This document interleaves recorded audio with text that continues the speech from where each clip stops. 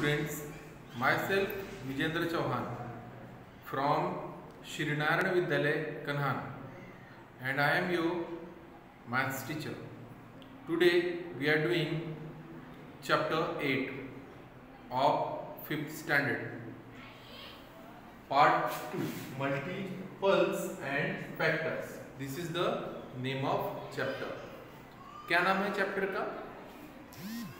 Multiples and factors, chapter 8 हमें आज ये समझना है. So students, we will start with problem set 32. हम प्रॉब्लम सेट 32 से स्टार्ट करते हैं. प्रॉब्लम सेट 32 में एक क्वेश्चन आपको दिया है, right the factors of the following numbers. कुछ नंबर्स दिए हैं, आपको उसके फैक्टर्स फाइंड करना है. जैसे मैंने एग्जांपल में यहाँ पर 8 लिखा हूँ. अब देखते हैं हम 8 के हम फैक्टर्स किस तरह से फाइंड कर सकते हैं.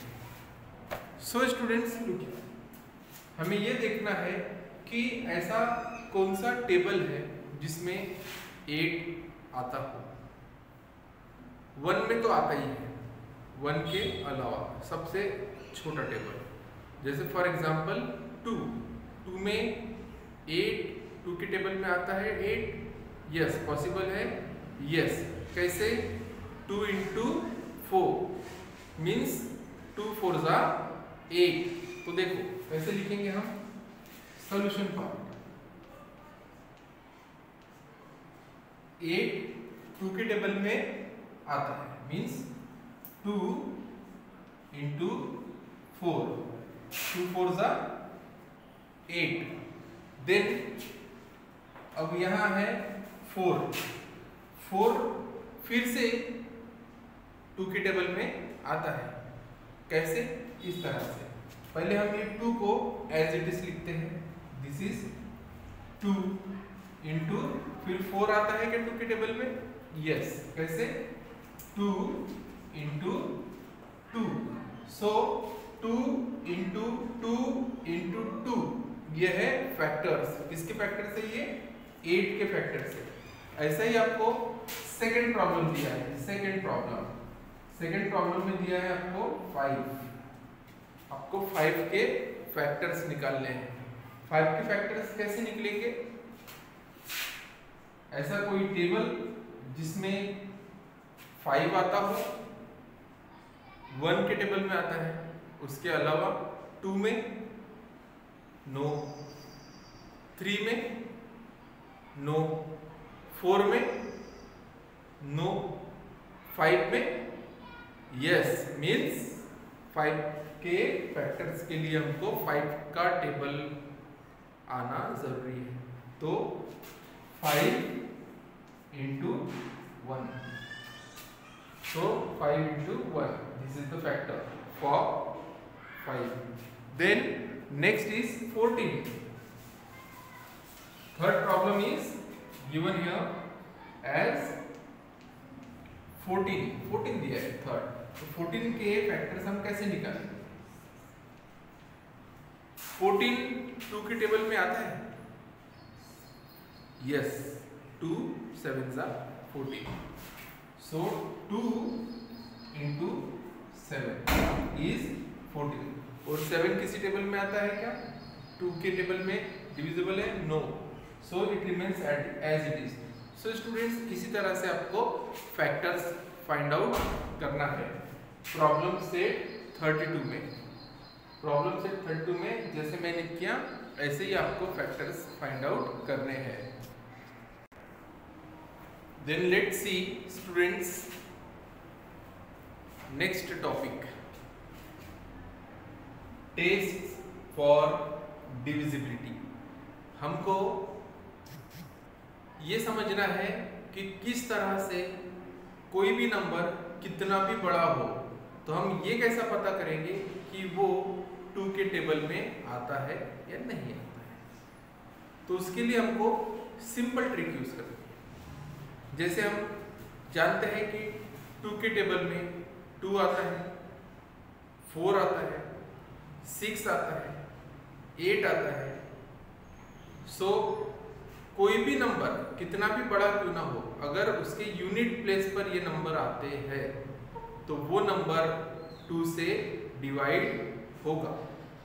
For example look here on the board.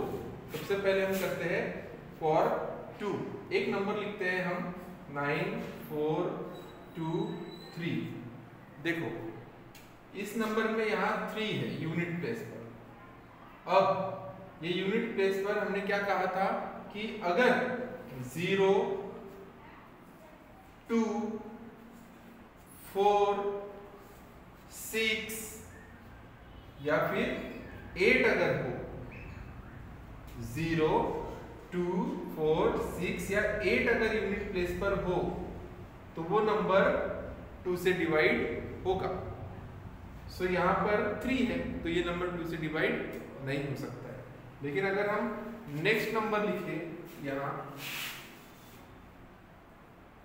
8 0 0 7 6, तो यहाँ देखिए स्टूडेंट्स, यहाँ 6 है यूनिट प्लेस पर और यहाँ भी 6 है।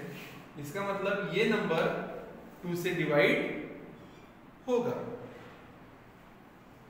क्योंकि यूनिट प्लेस पर इन नंबर में से कोई नंबर है। मीन्स आप नंबर कितना भी बड़ा लिख लो, अगर यूनिट प्लेस पर ये नंबर इनमें से कोई है तो वो 2 से डिवाइड होगा।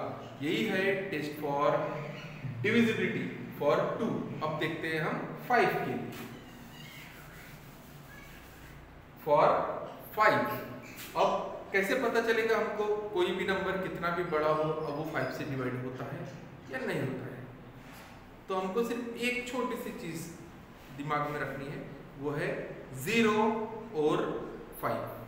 0 और 5, 0 एंड 5। नंबर कितना भी बड़ा क्यों ना हो, अगर लास्ट में 0 और 5 है तो वो नंबर 5 से डिवाइड होगा। जैसे 6 4 7 8 3, याद देखिए यूनिट प्लेस पर 3 है तो इसका मतलब ये नंबर 5 से डिवाइड नहीं होगा। लेकिन अगर यहां मैं एक नंबर बड़ा दूं या 5 लिख देता हूं 6 4 7 8 3 5, तो अब ये नंबर 5 से डिविजिबल है। और एक नंबर बढ़ा दो, अगर इसे मैं 0 लगा दूं यहाँ और ये यूनिट बना दूं तो ये भी 5 से डिविजिबल है क्योंकि लास्ट में क्या है 0। Understand? So students, next for 10 very simple. अगर यूनिट प्लेस पर 0 है, यूनिट प्लेस पर अगर 0 है तो वो नंबर ऑब्वियसली 10 से डिवाइड होगा। ऑब्वियसली 10 से डिवाइड होगा। नंबर कितना भी बड़ा क्यों ना हो, अगर लास्ट में 0 है तो वो नंबर 10 से डिवाइड होगा। यही है test for divisibility. So if still you have any doubt regarding this lecture, you can simply call me, WhatsApp me or text me.